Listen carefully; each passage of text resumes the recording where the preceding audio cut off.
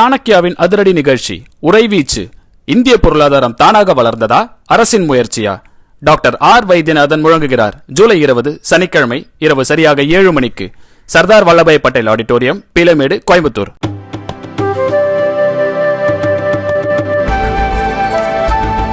இனி சாலையோரங்களில் செயல்படும் சாலையோர பானிபூரி கடைகளுக்கு கட்டாயம் லைசன்ஸ் பெற வேண்டும் என உணவு பாதுகாப்புத்துறை நிபந்தனை விதித்துள்ளது. சென்னையில் சாலையோரங்களில் பானிபூரி கடைகள் அதிக அளவில் இருக்கின்றன. இந்த பானிபூரி விற்பனையை முறைப்படுத்தவும் சுகாதாரமாக விற்கவும் உணவு பாதுகாப்புத்துறை புதிய முயற்சியை மேற்கொண்டுள்ளது. 100 ரூபாய் தொகையை கட்டி 1 வருடத்திற்கான லைசன்ஸ் பெற வேண்டும் என்று அறிவுறுத்தியுள்ளது. சென்னையில் ஒரே நாளில் 600 வட மாநிலத்தவருக்கு பானிபூரி தொழில் செய்வதற்கான லைசன்ஸ் வழங்கப்பட்டுள்ளது.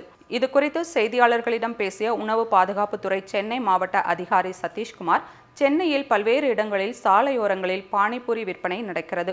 அவற்றை வரையறைப்படுத்தவும், பானிபூரி தயாரித்து விற்பனை செய்வதில் சுகாதாரத்தை பின்பற்றவும், கலப்படத்தை தவிர்க்கவும் அறிவுறுத்தப்பட்டது. பழைய எண்ணெய், மீதமுள்ள பழைய உணவுப் பொருட்களை பயன்படுத்தக்கூடாது.